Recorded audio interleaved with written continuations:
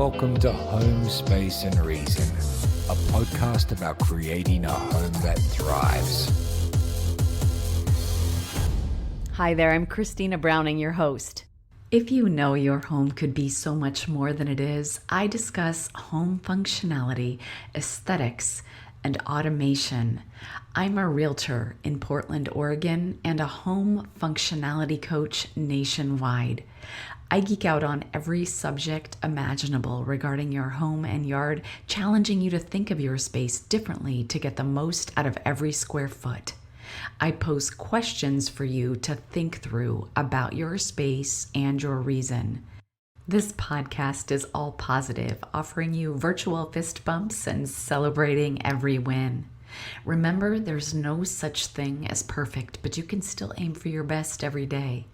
If you'd like to connect on social, find the handle Space and Reason. A note.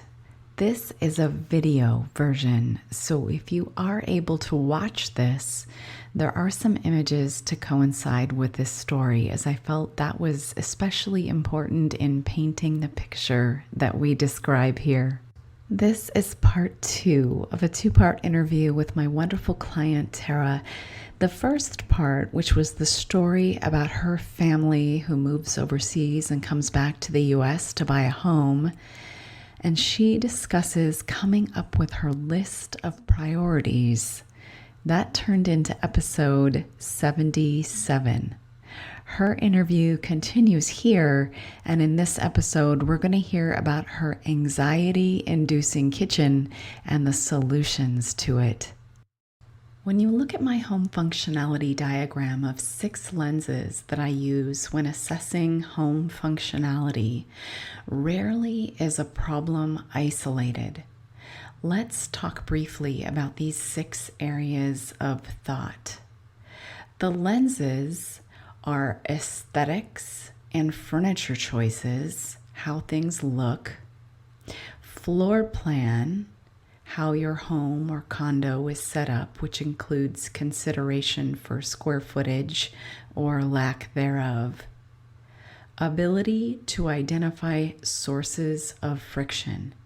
What is going wrong and why is this happening? Automation, hacks, and habits. This includes both digital automation using things like smart lights and smart home systems, and your own automation, what you are doing automatically and why. Ability to edit. This addresses how much you have in your home, including duplicates of things. Sentimental things and clutter fall into this category as well. And lastly, organization. Pretty self-explanatory. When I work with clients, typically we're touching on at least 2, if not 3, of the areas in my diagram. And for everyone, these 3 are different. Addressing just organization without all the others is setting yourself up for failure. Just because a room might be organized doesn't mean it will stay that way. It also doesn't mean it will make sense to you. If you haven't edited things down and you don't have a good routine for laundry, as an example, organizing a space is an exercise in futility. You can't operate in a vacuum. Everything touches everything. Your lighting even influences you, whether you are aware of it or not. Many times people who call me initially don't know why they don't like their space. They just know it doesn't feel right or it isn't working. Sometimes another family member feels the angst more than the person calling me. And the call that I get is reactionary to get help for the person who has the most angst with this space.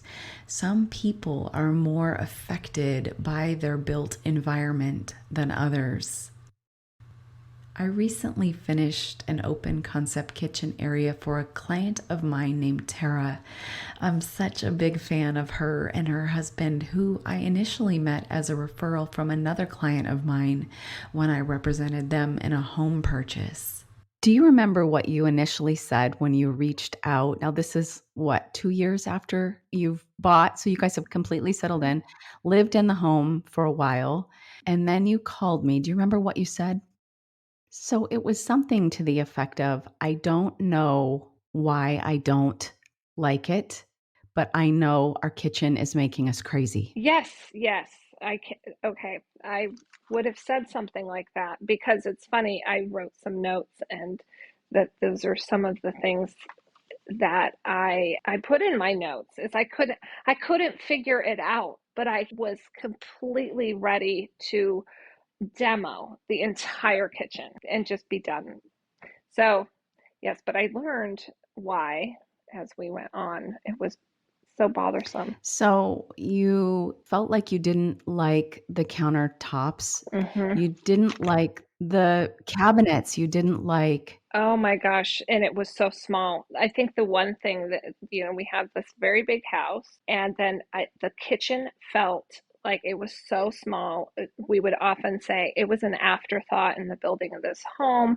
There's no counter space, there's a limited cabinet. They put the island too close to the fridge, no walking transitional space. There was no counter space. I mean, I had a lot of negative feelings about everything about the kitchen. And the interesting thing is I really felt it had to be scrapped, that there was just no way that we would be able to ever make it, like it was a foundational problem. And so we had to just start over, is kind of what I kept thinking about that space. But our funds were limited. And so I knew that I wouldn't be able to do that.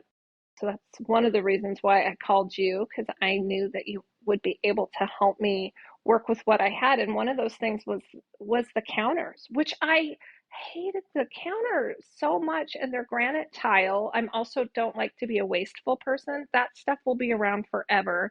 And it just seemed really incredibly wasteful to rip out countertops that will just live in a landfill for the rest of time. And but I didn't like the color. I mean, there were just so many things I didn't like about the kitchen when you showed up. when we had that initial 2-hour session and we started talking about the paint, there's more tension happening in your family with different people specific to the kitchen. I know that it was manifesting in a lack of ease in that space. Hmm. Well, the kitchen was impacting our families like at like a very base level for some of us nutritionally. Because if we walked into the space and it was overwhelming, didn't feel right, didn't make sense, was cluttered, like there were visual obstructions, and then we might just not even go in there, and we were just going to, avoid it. It was like if it was too chaotic, we would just avoid it entirely. And if you avoid the kitchen, then you aren't eating. And so that was a whole thing that we were kind of dealing with within the family, is that some of us just really were so uncomfortable there that we weren't even just getting basic needs met. And it was difficult to ask for help. And a lot of times that would increase tension, irritability, frustration, because if somebody couldn't operate in that space and they had to then go to somebody else to ask for help, it was just compounding the whole issue. It was just, I actually get disgusted when I look at this before picture, because it just reminds me of how hard it was. It's just so hard every day, every meal, every time. This kitchen is kind of the center of the main floor of the house. There's no avoiding it. You're always looking at it. And I don't even like to look at the before picture, because I actually feel those feelings again of unease and just irritation. It's chaotic. All the pieces are arguing with each other. It doesn't look peaceful, warm. I mean, not like it is now. Yeah.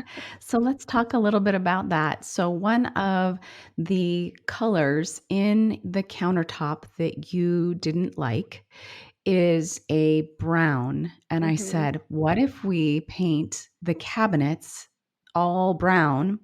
And you were so kind and gracious, and you said, okay.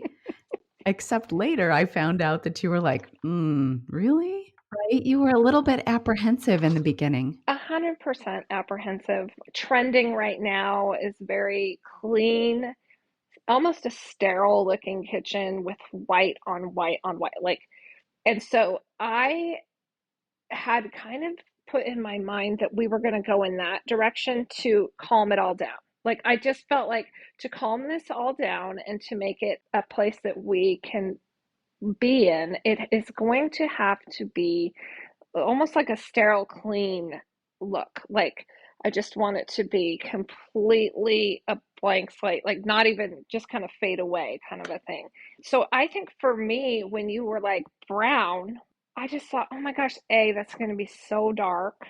It's going to just, I didn't trust in the beginning the plan for the brown because where you got the brown was from the tile or the granite that I didn't like. And so I was just like, why are we going all in on this black, brown, gold countertop? We can't go all in. I did. I probably didn't tell you my full feelings in the beginning. But the thing is I trust you. That's why I had you come. I've done DIY projects myself. I've chosen the colors and I've never got it right. I don't like resolve the issue once I'm done with it. It might have a fresh coat of paint. It might have, some rearranged furniture, whatever, but it doesn't rise to the level that I wanted when I began the project. And so I did say yes to the brown. I was like, let's do it. Okay, if you say so, fine. So being as handy as you are, you actually brought a sprayer and put up all the plastic and taped everything off. And as it was going up, tell me your thoughts. Well, first of all, just in the can, it was so beautiful. Like, it just was this rich, oh, I don't know. It just really was pretty. It was just this very warm color. So the countertop is a combination of black and chocolate. I don't want to say fleck, maybe more of a swirl for granite. And so the reason why I took the brown out was because I think she didn't like the countertop because it was kind of an afterthought. Nothing went with it. It was not intentional. And so by pulling out that brown, it became a piece of a multifaceted puzzle. It felt like it went together. It played in the same sandbox, if you will, with the countertops. So bringing that brown in gave the countertop purpose from a color standpoint. As it was going up, I was all in. It was so pretty. It just looked gorgeous. The thing that I had done before that, though, Christina, I don't know if you remember, you had asked that we paint the walls in the kitchen the same color as the trim. Yes, let's talk about that. So we were having a discussion. The walls were a baby blue everywhere. They had sprayed every room in the whole house this baby blue, and there was a lot of trim, very extensive, beautiful trim, painted in a very warm cream color. And if you know anything about the color wheel, you know that baby blue, very cool, and cream, very warm, don't play together nicely. And so when you would be in a space, you just knew it wasn't comfortable.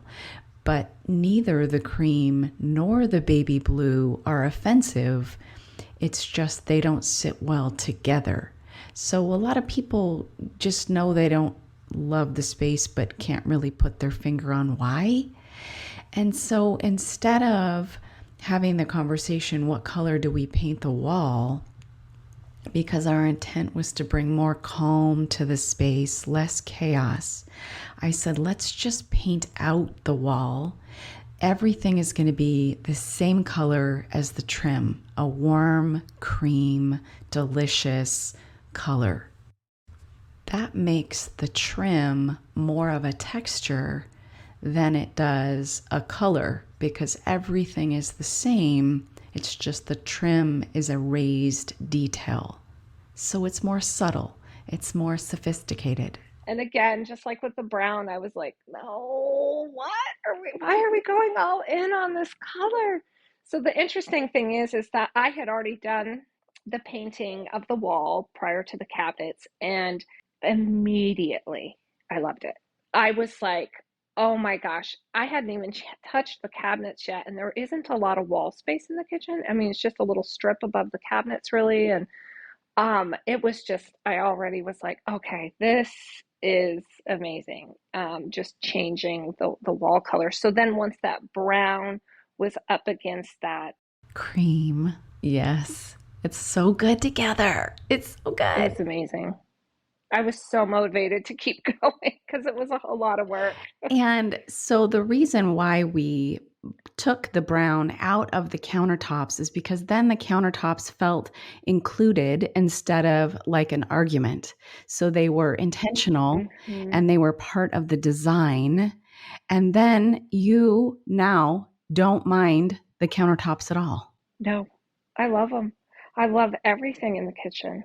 So sometimes you'll see builders make interesting choices just to save a buck. And the backsplash in your kitchen was also the same tile they used around the fireplace, which was also the same tile they used on the floor in the primary bathroom. And all of that was blue and brown variegated rough slate tile. So it was very much like a mountain home, maybe. Not at all in line with the chunky, elaborate trim that was featured in this space. And there wasn't even a lot of it, but because of the color, it was very dominant. So we took out the tile. Tara actually did that herself, all the demo work, and we came in and put just a simple cream, flat, matte subway tile with black grout, which actually incorporated the black of the granite up into the backsplash, so they played well together. The cream is pretty much the identical cream that's in the paint in the wall. So that quieted everything down and made it feel ultra intentional. Because it's an open floor plan and you can see straight through from the living room into the kitchen area and vice versa, you could also see this same tile on the fireplace. And because oftentimes when a tile person comes in to install, there's a minimum, we decided to take the tile off around the fireplace as well and have that replaced at the same time so that when the tile person came out to do the kitchen, they could do the fireplace at the same time and it would all feel cohesive. I mean, like it was meant to be. We had friends over last night, and like they just can't stop every time they come to the house. They're just like, "Ah, what a beautiful space. What a beautiful space." And it's so fun to always be, getting that feedback. I feel that way every day. I walk into it now. But the fact that the counters I could change my mind so much about them just by kind of leaning into them and not creating an argument, like you said. Well, I genuinely believe the reason you didn't like the countertops is because they just didn't go with anything. It didn't feel intentional. And once we got everything to line up, the counters are just fine. They're beautiful. That you would not ever know that this wasn't part of an all brand new kitchen. That's just something I wouldn't know. I wouldn't know to do that. Just get rid of them was kind of my idea in the beginning, but that wasn't feasible. Tell me about the pattern of wallpaper I chose to put on the small island. You didn't pull the trigger on that originally. And I said, it kind of is going to be the thing that ties everything together. And then you're like, all right, all right, all right. So then you order it. It really is. You used the word the stitch. So Will and I now have adopted your word. And we use that word like just in conversation, like a lot of times, because it really brought it all together. So, just for context for our listeners, it's going only on the back side of the island in front of the two counter height stools, which are this beautiful green with a gold trim. They look like jewelry for the kitchen. I didn't want to put it up in the beginning because I thought it was too busy.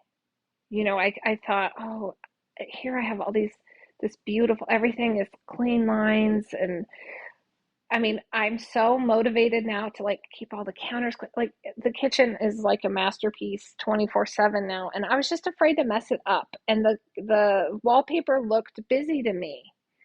But then when I put it up there, it really is the stitch. It really is. It actually ties it all together.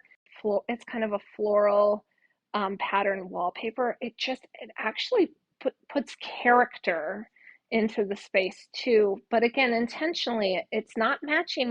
It's just, it brings all those pieces together and it's fun. It looks finished. And intentional. Yeah. Yeah. So we're going to go back in time just a little bit and talk about the organizational piece of the home functionality chart. Tell me about the organizational day when Michelle and I came in and took everything out of your cabinets. Tell me, first of all, when you said, wait a minute, you actually come in and do the work, you pull everything out? Like, what? You can do that? And I was like, yeah. So what were your expectations that day? And then how did it go down? Did it go down how you thought it would? Because I thought that was really interesting because I'm me, I can't be another person to look in and say, well, this is what she does or this is what she doesn't do. You thought I just suggested things, I think. You came in with like two big tables and everything came out of the cabinet.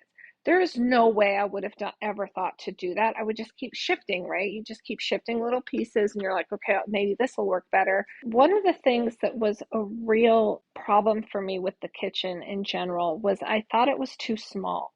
I mean, I just thought there wasn't adequate cabinet space at all. When you and Michelle showed up and you just started taking everything out of the cupboards, I just was like, oh, embarrassed, right? Because I think it's hard to see all the stuff.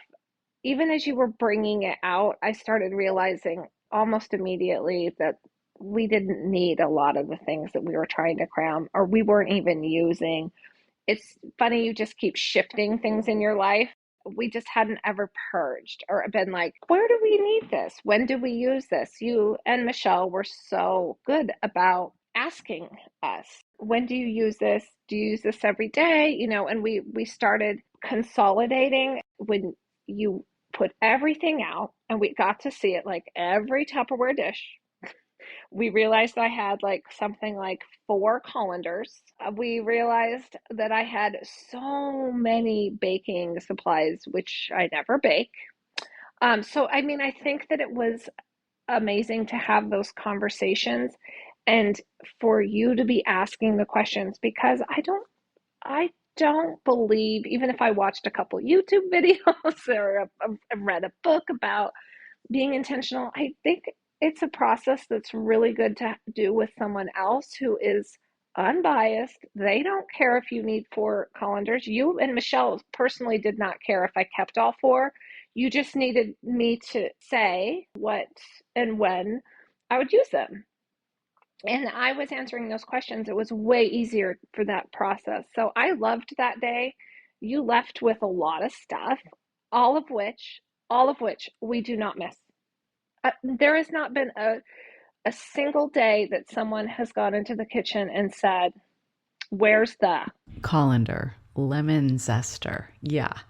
When we left, we had several boxes, probably 4 big boxes, and I take them home and I photograph each individual item and I post each thing on Buy Nothing. So it's going to people in the community who need those things. So, despite me leaving with boxes and boxes and boxes full of stuff, you all have not missed one thing. That just literally has not happened. It's been seamless. And now there is adequate. In fact, when you left, I had space in my cabinets that I could now work with and put, some things in there, which I haven't filled up yet, thankfully. Tell me about the first Thanksgiving that you hosted after the changes had been made. Oh, I'm so glad you brought that up. That brings I just felt all this good joy rush into my body. It was the funnest day.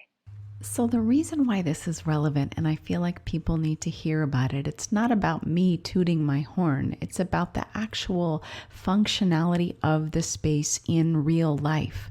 When we organize and we change the aesthetics and we clear the countertops and we make a new coffee bar so that it shifts the floor plan a bit, it actually impacts how people move in the space and how people act within the space. So this is where the rubber meets the road. The kitchen's totally organized, and my mom and sister come here, and we could all be in the space. We were cooking together. Oh my gosh, it was just such a fun day. And I think I'm just not able to articulate how amazing it is to work in a kitchen, A, that I loved. It was beautiful, right? Secondly, so organized. It just was so easy to put things away. The biggest difference was all the workspace. My kitchen before had so much stuff on the counter because I had not utilized the inside of the cabinets correctly. So I had so much limited counter space. So if I had any cooking to do for a large group or had people over, I really didn't ever want anyone else in the kitchen. There's just no space. So this Thanksgiving after the organization, it was so fun because we could have multiple people in the kitchen doing different things. We were just creating memories and it wasn't stressful. I don't remember feeling agitated or irritated or frustrated with anybody because they may have walked into the kitchen, but that would have been me before because I was already just a constant heightened sense of overwhelm. And if anybody came into that space, even on Thanksgiving, I still would have been just stay away until it's ready. But I felt so much more eager to bring everybody in and have everybody doing jobs. And we were, it was so fun. We had such a great day. It was awesome. And it was easy to clean up. Well, what's interesting about that is we did not change the footprint at all. Mm-mm. So, to remind everyone, you were frustrated, you didn't have space, there wasn't enough room before.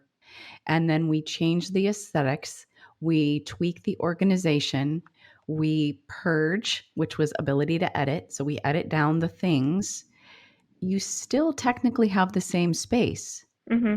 We remove a built-in desk that wasn't being used at all, and we put a piece of furniture there that serves now as a coffee bar, Totally different. which shifts a lot of the daily traffic, breakfast traffic, over to the other side of the kitchen. Same space. It really is. And the funny thing is, too, my husband and I have mentioned this, it just looks like a bigger kitchen. Which is not, it literally is not. It's the same kitchen.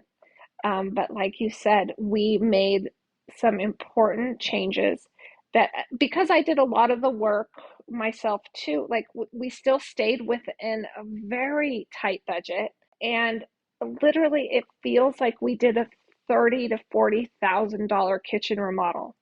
It feels that way because of how much bigger it appears, how much more workable the space is. We have countertop, we have full use of our countertops now. The lighting, I know you really pushed for the lighting, and I wasn't really convinced that lighting was part of it. I don't know. Maybe it was like with the brown cabinets. I just trusted you. Oh my gosh, the lighting is like our favorite now. The under cabinet lighting, like the adjustable, like if we're working, we have it really bright. If we want to just kind of shut down the kitchen for the evening, it's down on low. Like it's fun. It's fun to be there and it feels like we have a new kitchen. But you're right, it's the same kitchen. But it is totally different. The experience of being in there is so different. Now you have space, same space, same space. 100%. It's wild. 100%. It's so fun. Well, another big thing is without all of the clutter, anybody can walk in there and think about what they want to do, plan it, get what they need. Everything is also labeled now thanks to you and Michelle. So it's even if somebody's helping out put things away, they know where they go. I mean, I used to have to assist anybody who was in the kitchen with where things went, and people would say, I'm not going to unload the dishwasher. I always put things in the wrong place, and people are way more inclined to help now. They use the space to cook, prep. They clean up after themselves more too. I think too, because the place, everybody like seems to respect that it needs to look the way we started. When you walked in here, all around, people are eating and enjoying the space a lot. I really cannot put into words how much this has impacted us in such a positive way. I had no idea that we could be so happy. I know you do this for a living, so you understand the work you're doing and what it can do for somebody. But a lot of times, being on this side, you underestimate the influence of your space on your well-being. When I do home functionality sessions, everyone usually does not need all 6 areas addressed. Typically, it's 2 or 3. Sometimes it's just 1. Sometimes it's 5. For this particular client, we addressed editing, we addressed organization, we addressed floor plan, and we addressed aesthetics. So that's 4 of the 6 areas for this particular home. Episode 45 is dedicated just to home organization, specifically the KonMari method. Most tidying methods advocate a room by room or little by little approach, creating a scenario that may just never ever be done because it's not structured with a beginning and an end. People around the world have been drawn to the KonMari method not only due to its effectiveness, but also because it places great importance on being mindful, introspective, and forward-looking. I've invited Kristen Ivy and Karen Sochi, licensed KonMari consultants and co-hosts of the Spark Joy podcast, dedicated to the transformative power of surrounding yourself with joy and letting go of all the rest. I'll put a link in the show notes for you to click through easily. If you'd like to work with me as a home functionality coach, DM me on social media with the handle Space and Reason. Head to my website, spaceandreason.com, or click the link in my show notes. I'm always excited to hear about the puzzles of the homes with interesting problems for me to chew on and work through with you. If you happen to know someone in the market to buy or sell in the greater Metro Portland, Oregon area, kindly send them my way. The finest compliment I could receive is the confidence of your referral. Thanks for sitting in on this conversation about creating a home that thrives. I'll meet you back here for the next episode.